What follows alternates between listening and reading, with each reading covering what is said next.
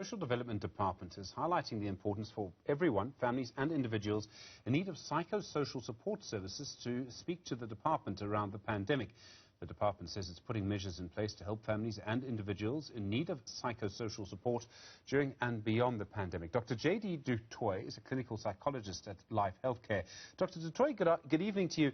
There's so much trauma in our society even before COVID-19, but now the burdens which we are all carrying have become so much heavier. How does this trauma manifest itself? What impact does it have? Well, it has a huge impact. Even before the pandemic, South Africans were suffering with joblessness and poor economic growth and, lots of poverty. And since the pandemic, people have been told to socially distance. They have lost the support of their family structures and their friends. A lot of extra stress happened because they were going to maybe losing their jobs, or some businesses have closed down. So everything has just compounded and multiplied. So I think the South African society is under a tremendous amount of stress at the moment, with both the pandemic and the economic circumstances which are tough. Does the trauma lead to trauma? I mean, you're suffering from trauma, you lash out, you hurt someone near you, sometimes someone in your family, or someone you just happen to bump into, or someone your car bumps into. Well, I think people are under stress, which means that their tempers are maybe shorter than usual. They are afraid of losing their jobs. They are afraid of maybe a loved one close to them dying. So stress levels in general have increased, and together with stress levels, anxiety levels increase. And anxiety levels lead to people not functioning well anymore, becoming depressed, and then sometimes seeking mental help for mental health problems. There's the trauma on top of COVID-19, so people have lost money, people have lost friends, people have lost family members. We have this trauma of the violence 3 weeks ago as well. So this is trauma on top of trauma on top of trauma. I mean, this is more trauma in our society, I think, that we've seen for a generation. Yes, I agree with you. I think we've seen the same at Life View as well.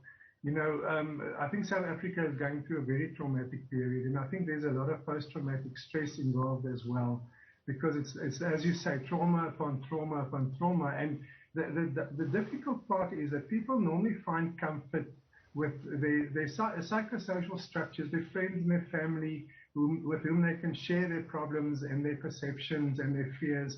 And due to the pandemic, people are now asked to socially distance, not to have social contact. So people have become more and more isolated. And isolation is a very mentally taxing thing. Human beings are social animals. People need to socialize and share their lives and their perception with loved ones so that they can actually feel normal. Now people start feeling isolated, lonely, and they are simply not coping. So if they're not coping, what can you do? And I mean, most people actually can't access help. It's very difficult to access professional help. Yes, I think one mustn't always look at professional help in itself.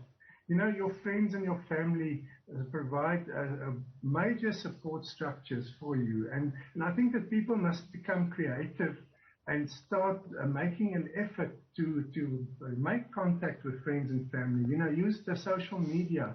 Go and visit them, maybe outdoors. Keep your social distancing, but go for a picnic together outdoors and keep your distance. People must become creative to start enhancing their social contact without, exposing themselves to the virus. But it's actually, isolation is an enemy, and people must fight the enemy with whichever way they can, and make contact with your loved ones, even though you have to maybe use social media. I worry that in some ways many people just lose hope. I think we're beginning to see that despair. Yes, unfortunately, we see that a lot in our hospital at Life View, where people have just kind of been isolated. They're not going to work anymore. They work from home. They've lost perspective on their lives. Their anxiety levels have increased. They've become the despair about the future. They are afraid of the virus. They've maybe lost some loved ones.